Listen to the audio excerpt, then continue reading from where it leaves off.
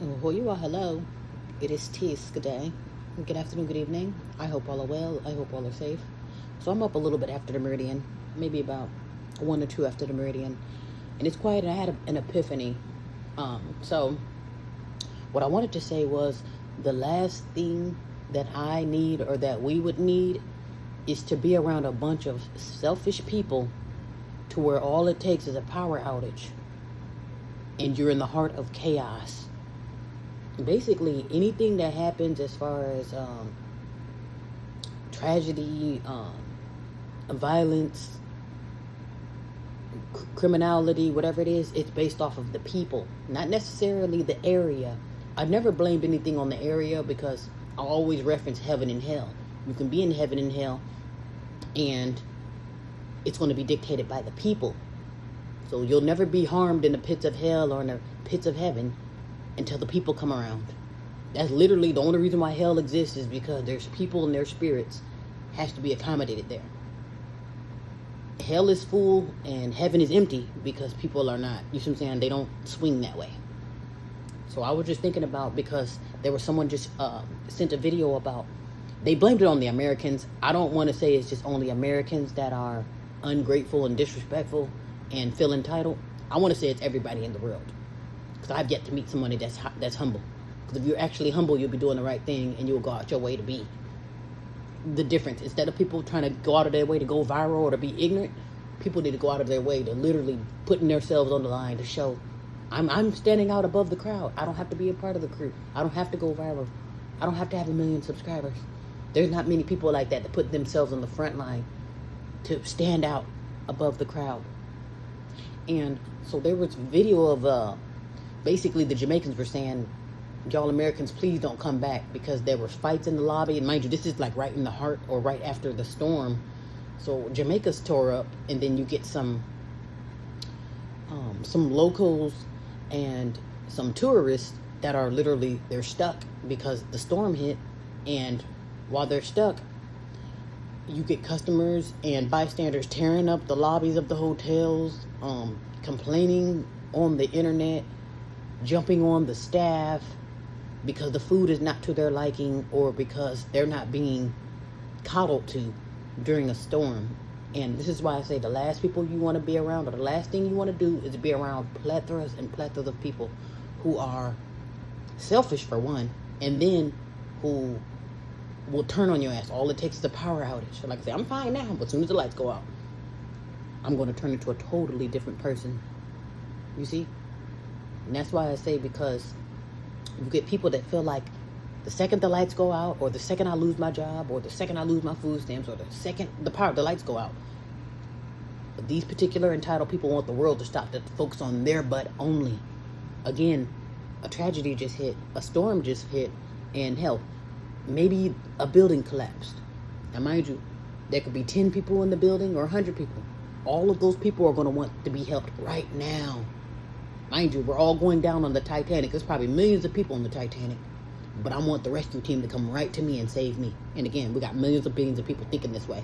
Nobody looks at it logically. If there's a bunch of people, just like right now, a bunch of people want to rob the stores, that's going to get the stores shut down. Or a bunch of people want to panic at the same time, that's going to get you trampled, So we don't look at the whole picture. We're so damn selfish, so entitled, and so blindsided. We don't really see things for what it is. And that's why I'm saying the last thing that I know that I would want is to be around a bunch of selfish, entitled, ungrateful people. Especially at times of tragedy. At times such as this, you'll be lucky to get true, genuine help. Okay? Help has flown out the window. I already made that emergency video. There's such thing as an emergency anymore? Help flew out the window a long time ago. Hell, I want to say FEMA even flew out the window. Or at least they're pretending to be, no longer in existence. But then again, there's a spinoff to FEMA. I guess FEMA, I don't know how true this is, but I can believe it because based off of their roles, but FEMA and Walmart are basically in bed together. So when y'all trample and basically quote unquote loot the stores, or give Walmart a reason to lock the doors or to transform, like I say, when the lights go off, we turn into different people or different entities. If that's all it takes is a threat or a tragedy, then it's going to be nothing for Walmart to turn into a concentration camp, just to keep it short and sweet. Yeah, so I just feel like people who got the nerve to complain at a time such as this, it's amazing.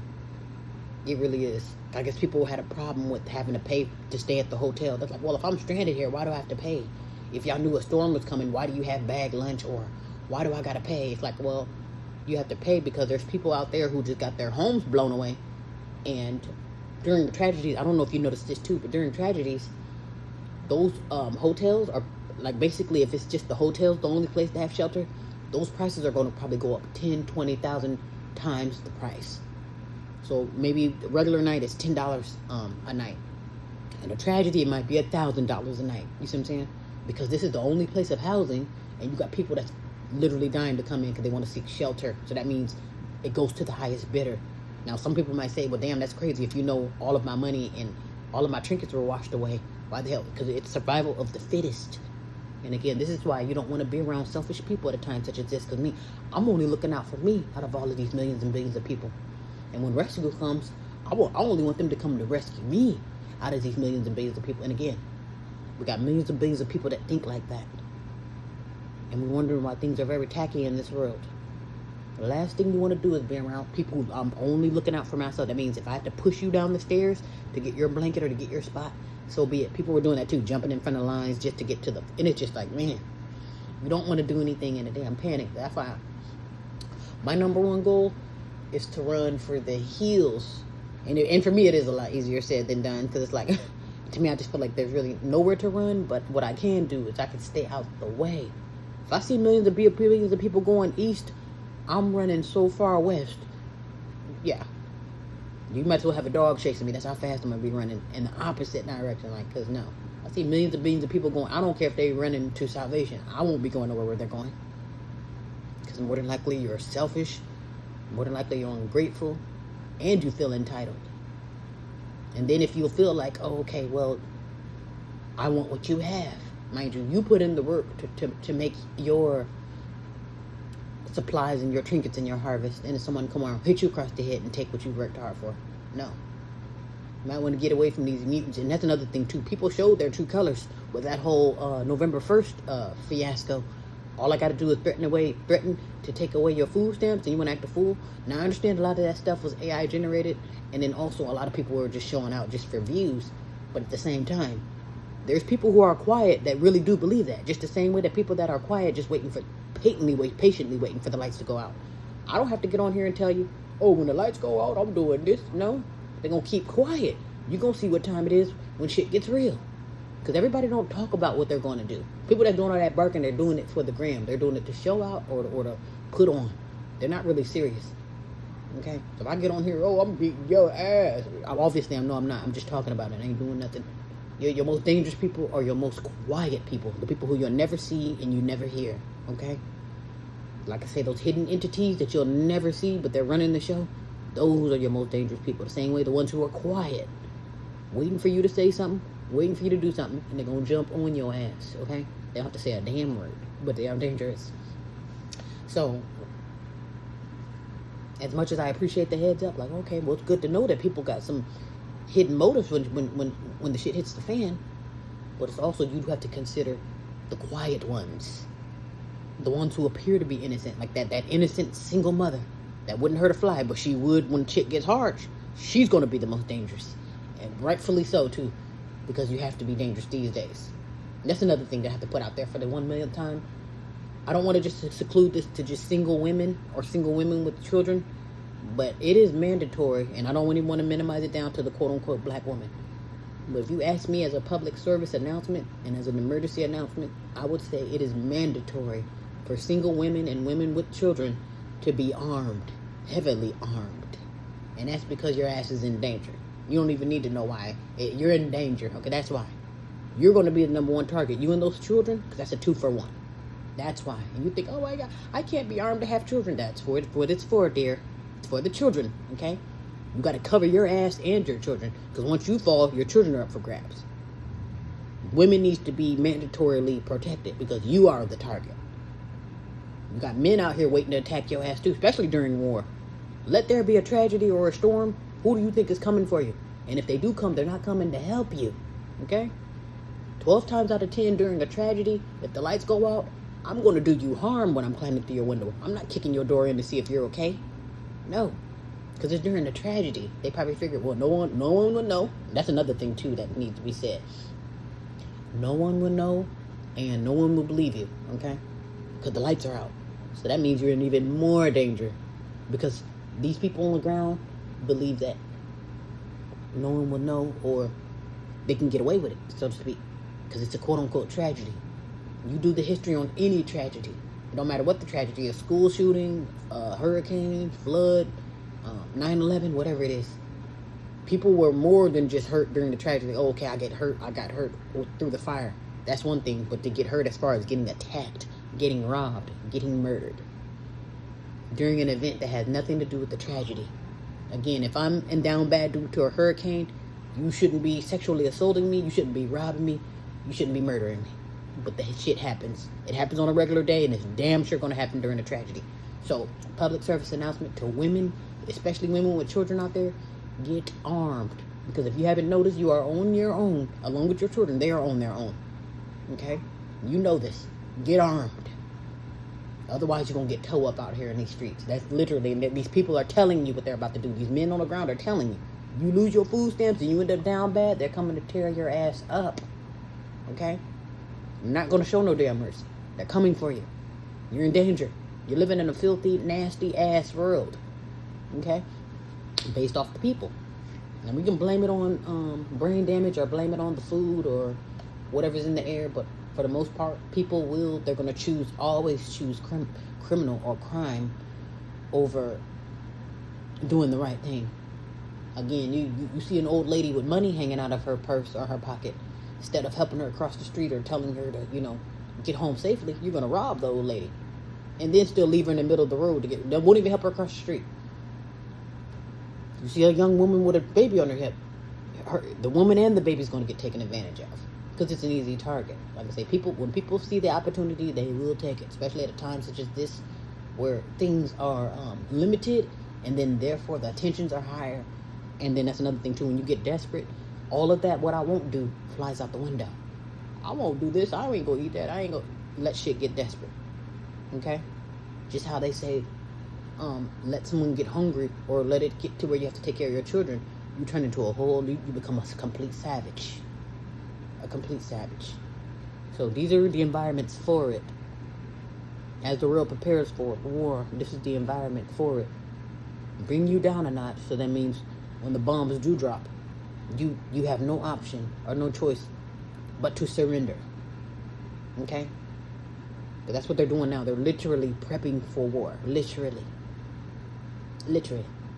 Bring you down a notch. And every war, what are they doing?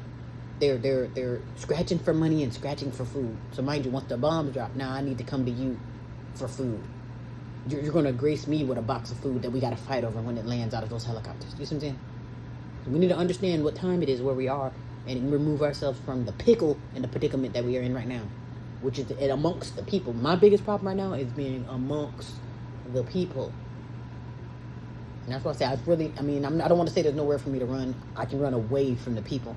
I don't necessarily have to be in a particular destination or location, but I can definitely get away from the people. At least that'll give me a fighting chance. Okay, now I can think. I don't have to worry about getting trampled. I don't have to worry about getting robbed, or etc.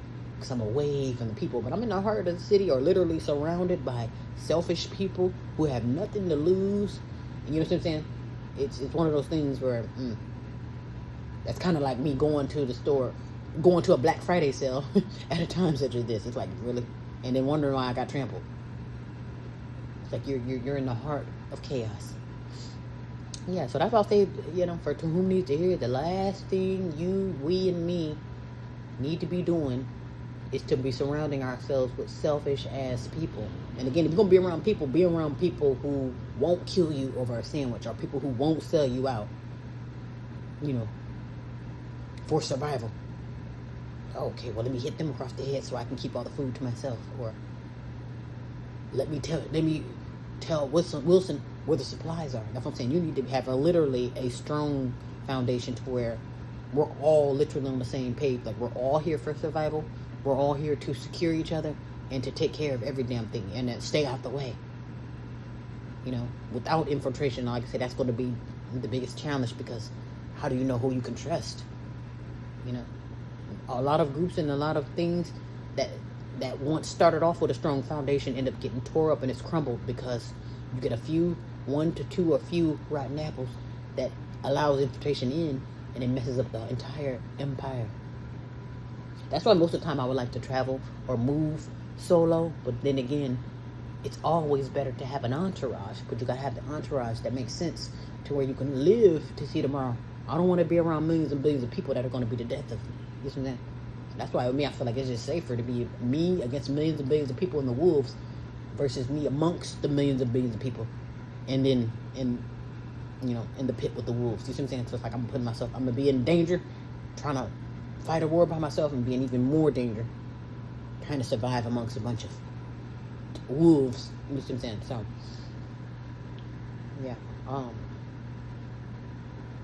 yeah, I would say just take heed to the signs. Well, don't ignore the signs. Take heed to the signs as far as what people are telling you what they will do when shit hits the fan. And here's the thing: shit has already hit the fan somewhere. It just the odor hasn't spread across the room. It's just one of those things where I don't have to be in a predicament to learn and to get some skills on what to do in this situation.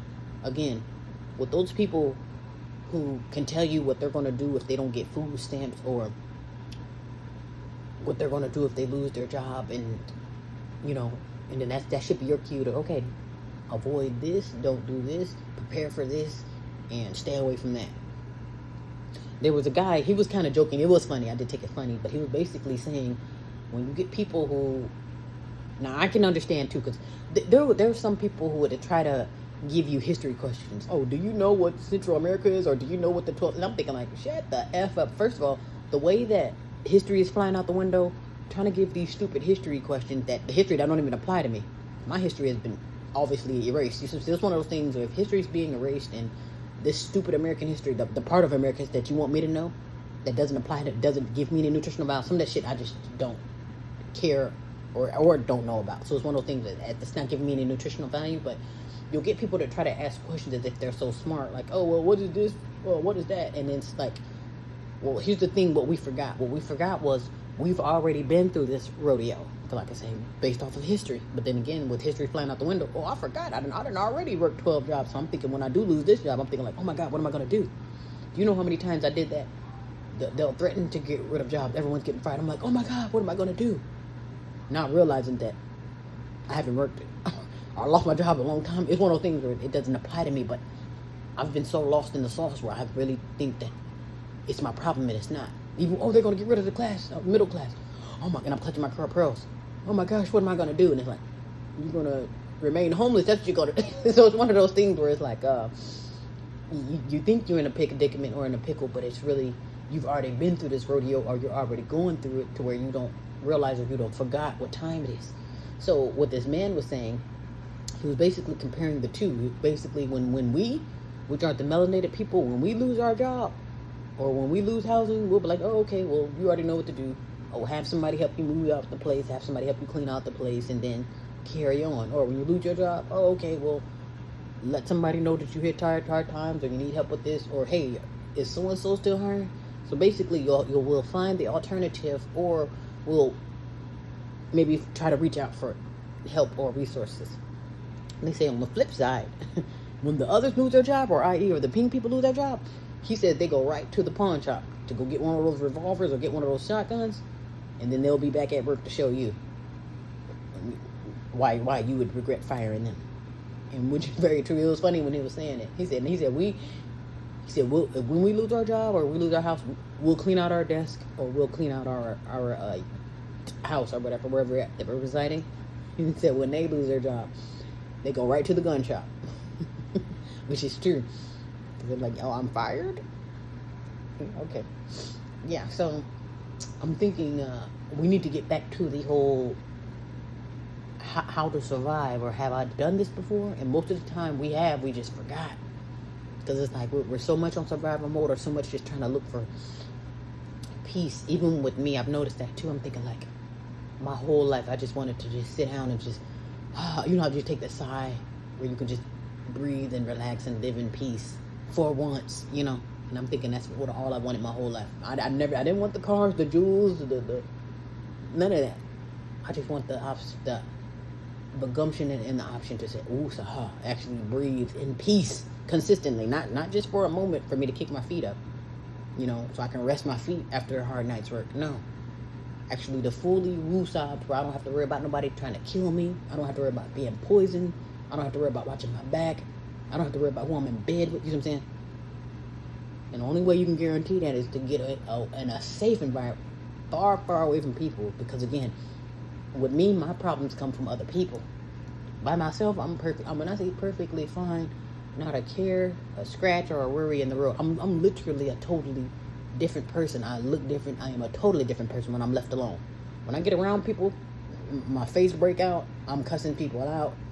I'm pissy, absorbing all of their demons. You see what I'm saying? So it's like you look different when you're around other people, absorbing their demons and taking their abuse and taking their shit and stepping on their shit. You just want to. It's like it's so much you got to deal with ungrateful, nothing to lose people. You know. Versus being in your own lane, creating your own reality the way you want it. You want shit peace and quiet. You want things roach and drama free. You can have that and you can make that happen in your own quarters. You damn sure ain't gonna be able to do that around a bunch of mutants. That's what I've learned. So I'm yet running for my life. And get me there. Yeah. So yeah, so it's still a mission. It's still a journey. And like I said, I will get that woosah. I will have consistent peace. I'm not saying that I'm not at peace or I don't have a peace of mind, but consistently to where I can sit down in peace. Don't have to worry about rumors of war. Don't have to worry about getting trampled over some damn food stamps. Don't have to worry about getting robbed. Don't have to worry about who I'm in bed. You know, it's one of those things where like it's finally at peace. Don't have to worry about none of this foolishness. And then, therefore, whoever wanted to destroy themselves, you're welcome to do that without taking others down with it. Yeah. So hopefully all are well and all is safe. And I will return.